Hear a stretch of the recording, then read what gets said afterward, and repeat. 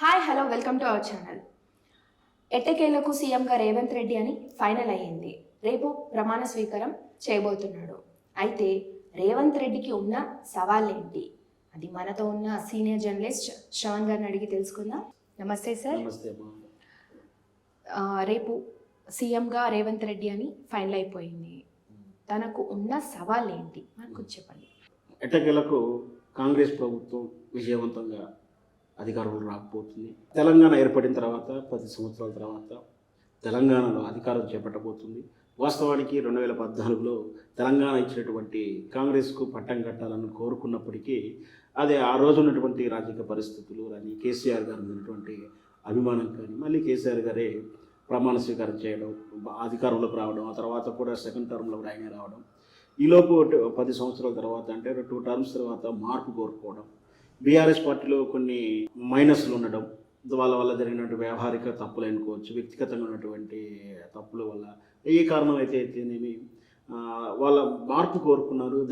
ఆ టైంలో కాంగ్రెస్ పార్టీ ఇచ్చినటువంటి హామీలు కానీ గ్యారంటీలు కానీ ఇవన్నీ కూడా ఆకర్షితులై ప్రజలు స్పష్టమైన మెజార్టీతోటి 64 సీట్లతోటి కాంగ్రెస్ని అధికారం చేయమని చెప్పి నిర్ణయానికి వచ్చారు.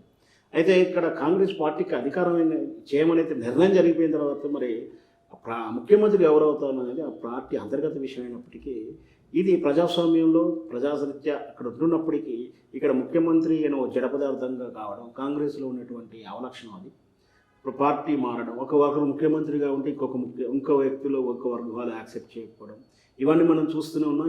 ఈ భయం ఆల్రెడీ ఉంది మనకు. అయినా కూడా మళ్ళీ దాని తరహా లక్షణాలు 3 రోజుల నుంచి చూస్తూనే ఉన్నాం. సరే, ఎట్లకేరకు రాజీపడి రేవంత్ రెడ్డిని ముఖ్యమంత్రిగా డిసైడ్ చేయడం, రేపు ప్రమాణ స్వీకారం చేయబోతున్నారు. ఇంతవరకు బాగుంది.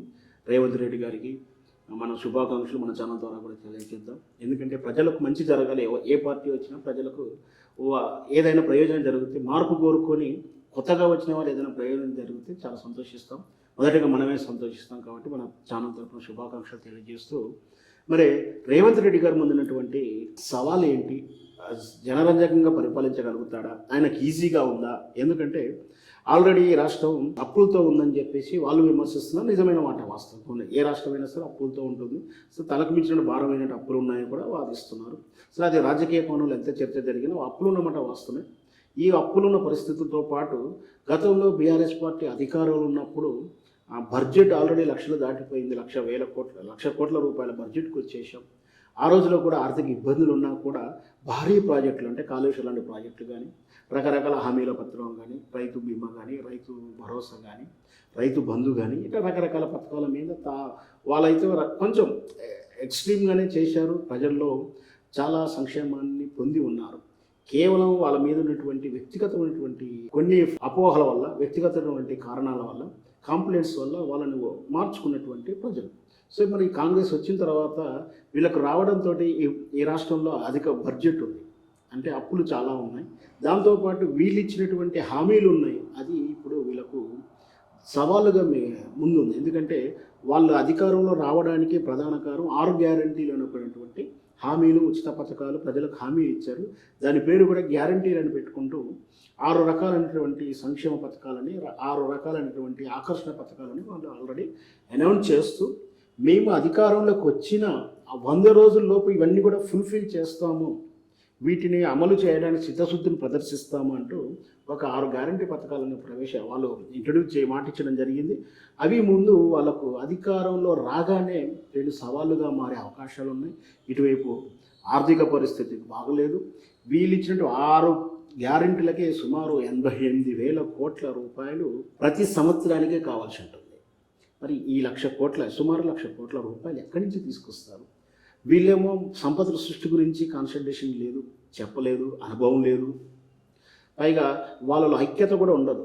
సో మరి సంపదల సృష్టి ప్రశ్నార్థంగా ఉన్నప్పుడు మరి ఈ సవాళ్ళని ఏ విధంగా అధిగమిస్తారనేది మనం భవిష్యత్తులో వాళ్ళ పాలనలో చూడాల్సింది తప్పించి మనం ప్రొడక్ట్ చేయలేము. అయినా కూడా వీళ్ళ ముందున్నటువంటి సవాళ్ళు ఏంటంటే ప్రధానంగా రేపు ప్రమాణ స్వీకారం రోజే ముఖ్యంగా లేడీస్కి ఇచ్చిన పథకాలు ఉన్నాయి. వాటిని అమలుకు శ్రీకారం చుడుతున్నారు. ఒక్కొక్క పథకం గురించి మనం వివరిస్తాను. ఫస్ట్ మహాలక్ష్మి పథకం. ఈ మహాలక్ష్మి పథకం కింద ఏమేమి మాట ఇచ్చారంటే 2,500 రూపాయలు ప్రతి స్త్రీ మహిళలు అంటే ఇక్కడ నిస్సహాయిత మహిళలు లేదా దిగువ మధ్యతరగతి కుటుంబం వాళ్ళకు సుమారు వీళ్ళు 2 లక్షల మందికి ఉంటారని ఒక అంచనా. అంటే వైట్ కార్డ్ బేస్ ఏం కాదు, మధ్యతరగతి ముందున్న అట్లా తీసుకున్నా కూడా సుమారు ఈ రాష్ట్రంలో 2 లక్షల మంది మహిళలు ఉంటారు, గృహిణులు ఉంటారు. వాళ్ళకి ప్రతి నెల 2,500 రూపాయలు వాళ్ళ ఉపాధి కోసం కానీ ఏదైనా పెట్టుబడి చేస్తానికి కుట్టు మిషన్ ఇంకెట్లా బిజినెస్ చేసుకోవడానికి ఇది ఏంటంటే వాళ్ళల్లో ఉపాధిని పెంపొందించే ఉద్దేశం అంటే వాడు ప్రొడక్టివిటీ ఉండాలి వాళ్ళకు. అది 2,500 ఇస్తున్నారు వాళ్ళకు. తర్వాత గ్యాస్ కేవలం 500 రూపాయలకే గ్యాస్ ఇస్తా అన్నారు గృహిణికి. ఇవన్నీ కూడా గృహిణి విశేషణం. ఇంకొకటి బస్సు ఉచిత ప్రయాణం మహిళలకు. సో ఇక్కడ ఇదేంటంటే 25,000 రూపాయలు అంటే 2 లక్షల మంది కంటే సుమారు ప్రయాణం 6,000 కోట్ల రూపాయలు ఇవన్నిటికీ కావాల్సి వస్తుంది. 500 గ్యాస్కి కూడా డబ్బులు కావాల్సి వస్తుంది. దాంతోపాటు బస్సు మరి అది పల్లె బస్సుకి ఇస్తారా, అన్ని బస్సులకు ఇస్తారా, ఇవన్నీ కలుపుకుంటుంటే 6,000 కోట్లకు మించినటువంటి ప్రయాణం బడ్జెట్ పడుతుంది. మరి ఏ విధంగా నిర్ణయించుకుంటారు, ఏ విధంగా వీళ్ళు ఆర్థికంగా వనరులు ఏ విధంగా సమకూర్చుకుంటారు, ఇవి ఇమీడియట్లీ అమల్లోకి వస్తుంది. అంటే ఈ రోజు నుంచే అంటే ఒక 2,500 లబ్ధిదారు ఎన్నిక ఇదంతా ఒక 2-3 నెలలు పడుతున్నా కూడా గ్యాస్ రేపు ప్రమాణ స్వీకరణ మనిషి రోజు నుంచి గ్యాస్ 500 రూపాయలు అవుతుంది. తర్వాత బస్ ప్రయాణం కూడా బహుశా విధి విధానాలు క్రియేట్ చేస్తున్నప్పుడు 1 వీక్ 10 డేస్ పడుతుండొచ్చు. ఆల్మోస్ట్ 2 వీక్స్లో ఈ పథకాలు అమల్లోకి రావాల్సి ఉండే వాళ్ళు ఇచ్చిన మాట ప్రకారం. సో 6,000 కోట్ల రూపాయలు వీళ్ళు సిద్ధంగా ఉండాలి. మరి ఏం చేస్తారో చూడాలి. రైతు భరోసా పథకం ఆల్రెడీ కేసీఆర్ గారు రైతు బంధు పేరు మీద 10,000 రూపాయలు ఇస్తున్నాడు. అయితే వీళ్ళు 15,000 ఇస్తామని చెప్పి వీళ్ళు మాట ఇచ్చి ఉన్నారు. అయితే కేసీఆర్ గారు ఇచ్చిన ప్రభుత్వ పాలనలో సుమారు 6,69 లక్షల మంది లబ్ధిదారులు ఉన్నారు. ఇకపోతే ఇప్పుడు 6 లక్షల మంది కౌలుదారులు కూడా యాడ్ చేస్తున్నాడు ఆయన. వీళ్ళకి 12,000 కౌలుదారులు అంటే ఎవరైనా భూమిని కౌలుకు తీసుకుని పని చేసుకోవాలి. అంటే ఓనర్లకు ఇస్తున్నాడు, ఇటు కౌలుదారులకు ఇద్దరికి ఇస్తున్నాడు. ఒకే భూమి మీద రైతుకి ఇస్తాడా కౌలుకి ఇస్తాడా క్లారిటీ అయితే ఇవ్వలేదు. బహుశా ఎవరికి ఒక్కరికి ఇచ్చినా ఇద్దరికి ఇచ్చినా కూడా అమౌంట్ అవుతుంది. సో దానికి ఒక 3,000 కోట్లు అవుతుంది.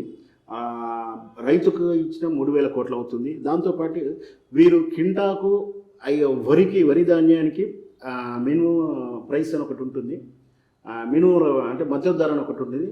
అది కాకుండా ఇంకొక 500 రూపాయలు ఎక్స్ట్రా వీళ్ళు ఇస్తూ అంటున్నారు. అంటే గవర్నమెంట్ సెంట్రల్ గవర్నమెంట్ ఇసేసి మద్దతు ధరతో పాటు ఇంకొక 5 రూపాయలు రాష్ట్ర ప్రభుత్వం పడించుకొని మద్దతు ధర ప్రకటిస్తుంది. దానికి కూడా ఈ పర్ క్రాఫ్ట్కు 750 కోట్ల రూపాయలు కావాల్సి వస్తుంది. అంటే ఈ రైతు బంధు భరోసా పథకం పేరు మీద వెరసి సంవత్సరానికి 30,000 కోట్ల రూపాయలు ఉంటాయి ఖర్చు వస్తుంది. అంటే సంవత్సరానికి 30,000 కోట్లు, అంతకుముందు దానికి 6,000 కోట్లు.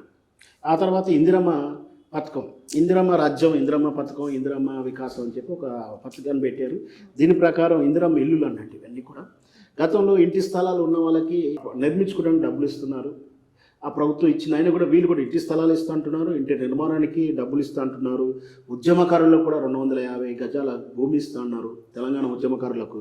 ఇదంతా కూడా సుమారు 15 లక్షల మంది లబ్ధిదారులు ఉంటారని ఒక అంచనా. దీనికి కూడా 15,000 కోట్ల రూపాయలు అవుతుంది ప్రయాణం. ఈ గృహ నిర్మాణం అనేది ఒక దీర్ఘకాలిక ప్రయోజనం. సంవత్సరానికి ఎన్ని లక్షలు కడితే వీళ్ళ ప్రయోజనాలు చేరుతాయి? 3 లక్షల మంది కన్నా ఎక్కువ కట్టగలుగుతారంటే 15 లక్షల మంది లబ్ధిదారులు ఉన్నారు.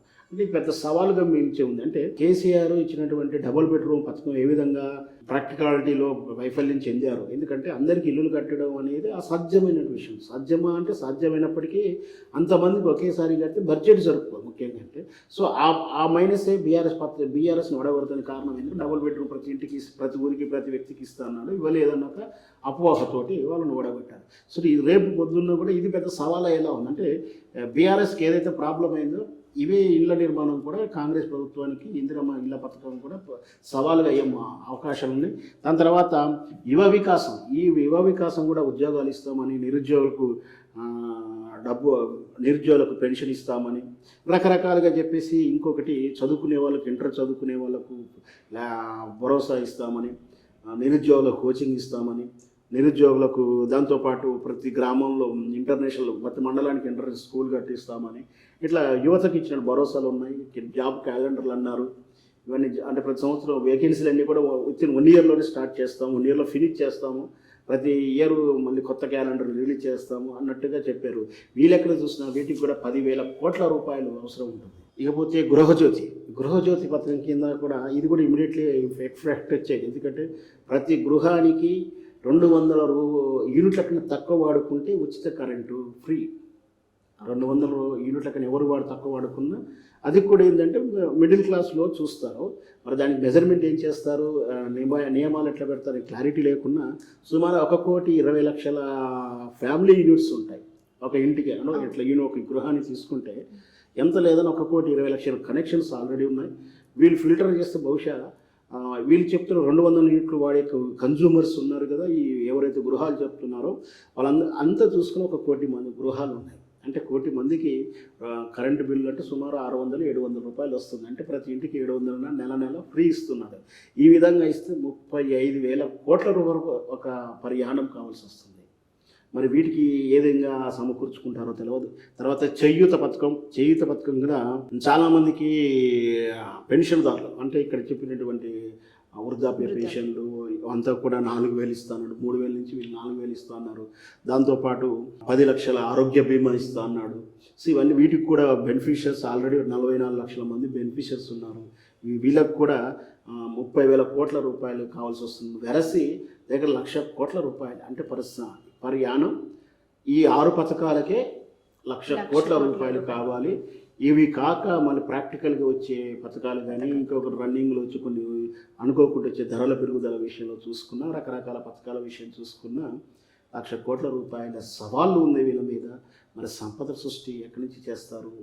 పన్నులు ఆల్రెడీ ఎగ్జిస్టింగ్ అంటే ఇక్కడ ఈ రాష్ట్రంలో పెరగాల్సిన భూమి ధరలు పెంచింది ప్రభుత్వం. ఇంతకన్నా పెంచితే తిరగబడతారు. జిఎస్టీ సిఎస్టీ మన చేతిలో ఉండదు, కేంద్ర ప్రభుత్వం చేతిలో ఉంటుంది. పెట్రోల్ డీజిల్ ఆల్రెడీ పెంచేసి ఉన్నారు. లిక్కర్ పాలసీలో కూడా ఆల్రెడీ లిక్కర్ టెండర్లు అయిపోయాయి. లిక్కర్ కూడా పెరిగింది. మా అంటే లిక్కర్లో ఇంకొక 10 రూపాయలు పెంచుకోగలుగుతారు, అంతకన్నా ఎక్కువ పెంచుకునే అవకాశం లేదు. సో ఆల్రెడీ గవర్నమెంట్ జీతాలు 10వ తారీఖు 15వ తారీఖు ఇస్తున్నటువంటి కేసీఆర్ ప్రభుత్వానికి కాదని, బీఆర్ఎస్ ప్రభుత్వానికి కాదని ఇప్పుడు కాంగ్రెస్ని కోరుకుంది. ఆ రోజుల్లోనే కేసీఆర్ పథకాల వల్ల సుమారు 36,000 కోట్ల రూపాయలు బడ్జెట్ వాళ్ళది. అయినా కూడా వాళ్ళు అడ్జస్ట్మెంట్ చేసుకోలేక 10వ తారీఖు, 8వ తారీఖు, 12వ తారీఖు సాలరీస్ ఇచ్చినటువంటి విధానం కూడా ఉంది. సో అప్పుడే ఆ డేట్లో ఇస్తే ఇన్ని లక్షల కోట్ల బడ్జెట్ ఉన్నటువంటి ప్రభుత్వ ఉద్యోగులకు జీతాలు ఎప్పుడు ఇస్తారు వీళ్ళు అనేది ఒక ప్రశ్న. ఎందుకంటే ఈ ప్రభుత్వ ఉద్యోగులందరూ కూడా ఈ జీతాలు లేట్ అవ్వడం వల్ల బీఆర్ఎస్ని తిరస్కరించి కాంగ్రెస్ ప్రభుత్వానికి ఓటేశారు. ఇలాంటి వాళ్ళు మరి వీళ్ళకి 1వ తారీఖు సాలరీస్ ఇవ్వకుంటే పెద్ద సవాలుగా ఉండే అవకాశం ఉంది.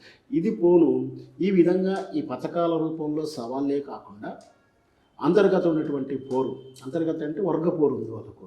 దీంతోపాటు ఈ కాంగ్రెస్లో ఉన్నటువంటి అవలక్షణం ఏంటంటే స్కామ్లు చేస్తుంటారు, వాళ్ళకు అదుపు ఉండదు. అంటే ఇక్కడ కేసీఆర్ ప్రభుత్వం లేదా మోడీ గారు అక్కడ తీసుకున్న అధినేతలను దృష్టిలో పెట్టుకొని ఎక్కడ ఏమంటారు భయం కడుపులో ఉండి స్కాములు చేసే అవకాశాలు తక్కువ ఉంటుంది.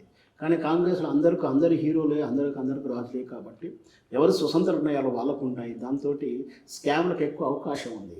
సో అంటే ఇక్కడ గతంలో ఉన్న ప్రభుత్వాలు ఆయన సీఎం కానీ లేదా ఇప్పుడు స్పష్టంగా చెప్పాలంటే ఇక్కడ నిన్నటి ప్రభుత్వంలో కేసీఆర్ కేటీఆర్ ప్రమేయం లేకుండా ఏ మంత్రివర్గంలో అంటే ఉదాహరణ రెవెన్యూలో కానీ ఇంకా రోడ్డు రవాణా కానీ ఏ డిపార్ట్మెంట్లో ఏమీ నిర్ణయాలు జరగలేదు, వాళ్ళ ప్రమేయంతో జరుగుతుంది.